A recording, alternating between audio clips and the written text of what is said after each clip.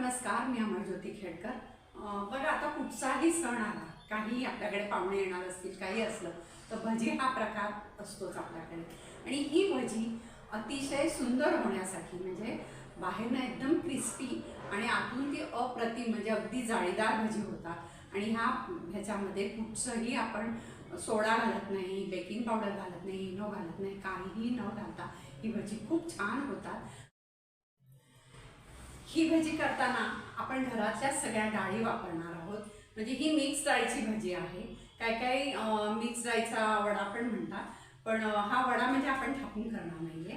आपण ही भजी व्यवस्थित, आपण भजी टाकतो तशीच भजी तेलामध्ये टाकून करणार आहे. आता डाळ वडा जो म्हणतात, तर डाळ वड्यामध्ये हरभऱ्याची डाळ असते. हरभऱ्याची डाळ असते, त्याच्यामध्ये दुसऱ्या डाळी घालत नाहीत. आणि हरभऱ्याची डाळ बरेच लोक खात नाहीत, किंवा ज्यांना हरभऱ्याची नुसती डाळ खाणं चालत नाही, अशा लोकांसाठी ही मिक्स डाळीची भजी आहे. म्हणजे ह्याच्यामध्ये काही प्रमाण जे मी काय घातले ते मी तुम्हाला आता दाखवणार आहे. आणि ह्या भजीमध्ये, म्हणजे ही भजी घेताना त्याच्याबरोबर, म्हणजे कोणी आलं, पाहुणे येणार असतील आणि आपण पीठ करून ठेवलं तर ही आपण फ्रीजमध्ये करून ठेवू शकतो. आणि ही भजी आपण करतो त्याच्याबरोबर चटणी देण्याची गरज नाही, कारण त्या भज्याच्या पिठामध्येच आपण सगळं घालणार आहोत. ते जे घालणार आहोत त्याची चव भज्यामध्ये उतरते आणि आपल्याला अजिबात त्याच्यामध्ये हे घालावं लागत नाही, म्हणजे चटणी वगैरे करावी लागत नाही. फार फार तर आपण सॉस त्याच्याबरोबर घेऊ शकतो. चटणी केली तर उत्तम आहे, तुम्हाला पाहिजे असेल तर तुम्ही चटणी करू शकता, पण चटणीची गरज भासत नाही ह्याचा भजीबरोबर. बरं, ही भजी आहे ना, बाहेरनं एकदम क्रिस्पी होतात आणि आतून ती सॉफ्ट आणि जाळीदार होतात. आणि ही भजी खाताना, म्हणजे तुम्ही कोण आला आणि ती दिली ना, तर खाताना इतकी सुंदर लागतात ना. जरा गरम, म्हणजे आपण तळून भजी खातो ना, तसा खाताना कुरकुरकुर आवाज येतो, इतकी क्रिस्पी होतात. आणि कुठेही आपण बाकीचं काही सोडा बिडा न घालता सुद्धा ही भजी छान होतात. आपल्या घरातल्याच डाळी ज्या असतात त्या सगळ्या, त्याच डाळीची आपण भजी करणार आहोत. त्याला सामान बाकीचं बाहेरचं लागत नाही, करायला अतिशय सोपी आहेत. आणि टाकायची पद्धत ही एक खास टीप आहे तुमच्यासाठी. ही भजी टाकताना आपण जे हाताने टाकतो त्यामुळे आपले हात वगैरे खराब होतात आणि एकसारखी पण होत नाही. त्यामुळे ही भजी टाकताना कशी टाकायची, म्हणजे मी कशी टाकते हे पण मी तुम्हाला दाखवणार आहे. एकदम सोपी पद्धत आहे. चला तर आता आपण बघूया भाज्यांसाठी आपण काय काय सामान आपल्याला लागणार आहे. हे बघा, डाळ वडा करण्यासाठी, डाळ वडा म्हणता येणार नाही, भजी म्हणू शकतो. तर आपण फक्त नेहमी बाहेर मिळतात ते हरभऱ्याच्या डाळीचे वडे असतात, त्याला डाळ वडा म्हणतात. पण हे मी बाकीच्या डाळी घालते, त्याच्यामुळे ते वडे चवीला खूपच छान होतात, ती भजी. आणि खुसखुशीत आणि छान होतात, एकदम चवीला पण छान लागतात. तर ह्याच्यासाठी प्रमाण काय आहे की हरभऱ्याची डाळ 1 वाटी, उडदाची डाळ 1 वाटी, मुगाची डाळ घेतली आहे मी अर्धी वाटी, आणि 1 टेबलस्पून भरून तुरीची डाळ टाकायची. किंवा तुमच्याकडे जर शिजलेलं वरण असेल तयार, तर तुम्ही 1 चमचा भरून घट्ट वरण टाकू शकता. आणि हे वरण किंवा तुरीची डाळ टाकल्यामुळे भजी छान कुरकुरीत होतात. ही एक टीप आहे, तुम्ही करून बघा, कारण हा मला कित्येक वर्षाचा अनुभव आहे.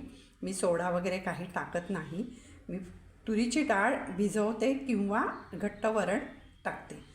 तसंच त्याच्यामध्ये ह्या डाळी आता सगळ्या जास्त भिजवायच्या नाहीत. एक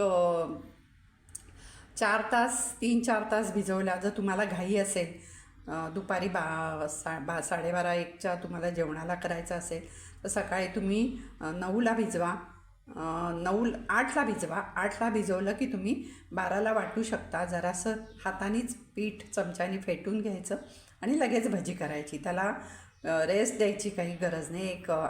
जास्तीत जास्त 15-20 मिनटं ठेवलं तरी चालतं. आता ह्या डाळी 4 तास भिजवायच्या. 4 तास भिजवून झाल्या की त्या मिक्सरमध्ये भरभरीत वाटायच्या, म्हणजे अशा बारीक खूप वाटायच्या नाहीत, पाणी जास्त घालायचं नाही. आता हे वाटताना तुम्ही हिरवी मिरची वाटताना घाला किंवा बारीक कापून घाला, कसंही, म्हणजे तुम्हाला कसं दाताखाली आलेली आवडत असेल तर बारीक कापून घाला. तसंच वाटताना तुम्ही हे जिरं आणि आलं घालायचं आहे. हिरवी मिरची कापून घाला किंवा बारीक कापून घाला किंवा वाटताना घाला. ह्या डाळीबरोबर जिरं 1 चमचा घेतलं आहे मी आणि आल्याचा तुकडा घेतला आहे, हे घालायचं आहे. आता तुम्ही डाळ किती घ्याल, मोठी वाटी घेतली तर तुम्ही थोडंसं जिरं आणि आलं जास्त घ्या. मी 2 मोठ्या मिरच्या घेतल्या आहेत, तुम्हाला किती तिखट पाहिजे त्याप्रमाणे घाला. हे वाटून झालं की चमच्यानी जरा छान 1-2 मिनटं फेटून घ्यायचं पीठ आणि त्याच्यामध्ये आपण 1 कांदा कापून टाकणार आहे, कोथिंबीर भरपूर टाकणार आहोत आणि कढीपत्ता हा तुम्ही वाटणात टाका किंवा बारीक कापून त्याच्यात टाका. त्याचीही मध्ये मध्ये जी खाताना चव येते ना ती अप्रतिम खूप सुंदर लागते. असं हे सगळं पीठ तयार झालं की आपण त्याची भजी करू शकतो. आता मी तुम्हाला दाखवते पीठ कसं करायचं. हे बघा, हे भजी करायला आपलं पीठ रेडी आहे. हे पीठ मी 4 तास डाळी भिजवून वाटून घेतलेलं आहे आणि हे असं एवढं ठेवायचं, त्याला जास्त पाणी घालून वाटायचं नाही आणि भरभरीत वाटायचं. म्हणजे असं हे बघा मध्ये डाळी वगैरे दिसत आहेत थोड्या थोड्या, त्या राहिल्या तरच भजी तळतानाच छान लागतात. आता हे वाटून झाल्यावर मी त्यात मीठ टाकून चांगलं फेटून घेतलं त्याला 2 मिनटं, म्हणजे असं हातानेच हे करून घेतलं आणि त्याच्यानंतर कांदा, कोथिंबीर, कढीपत्ता आणि हे मी कापून टाकलं. मिरचीसुद्धा तुम्ही कापून टाकू शकता जर तुमच्याकडे लहान मुलं नसतील तर, कारण ती दाताखाली आली ना तर ती भजी खाताना खूप छान लागते. पण मी मिरची वाटून टाकलेली आहे. आता असं हे पीठ आपलं तयार झालेलं आहे. आता ह्या पिठाची आपण भजी करूया. हे बघा, आपलं तेल चांगलं आता तापलेलं आहे. आता ही भजी टाकताना हे 2 चमच्यामध्ये 2 चमचे घ्यायचे. एका चमच्यातनं पीठ असं हे करून त्याच्यामध्ये अशी भजी टाकायची, म्हणजे ती पातळ पण पडतात आणि आपला हात पण खराब होत नाही. अशा प्रकारे आपण ही भजी तेलामध्ये टाकू शकतो.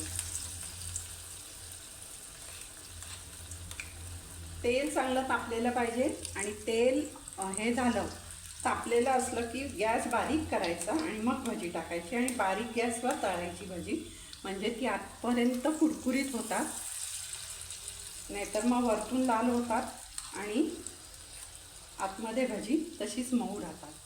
हे बघा, आता ही व्यवस्थित भजी आपली टाकून झालेली आहे. ही बारीक गॅसवर आता मी तळून घेते. हे बघा, ही खालनं आता भजी लालसर दिसायला लागली आहे. आता ही उलटायची. किती सुरेख रंग आला आहे बघा ह्याला. मध्ये थोडासा मी गॅस मोठा केला होता आणि लगेच बारीक केला, म्हणजे खूप मोठा ठेवायचा नाही. आता हे बघा, सगळीकडनं ही भजी दोन्ही बाजूनी छान झालेली आहे. असा छान रंग त्याला आलेला आहे. आता ही आपण काढून घेऊ. ही भाजी बाहेर ना एकदम क्रिस्पी आणि आतून छान जाळीदार होतात. बघा, मी तुम्हाला दाखवते. एक भजी तो मी हे केलं आहे, ह्याला बघा किती छान जाळी सुटलेली आहे आतमध्ये, त्यामुळे आतून सॉफ्ट आणि बाहेरनं एकदम क्रिस्पी होतात. अशी भजी चवीला खूपच छान लागतात.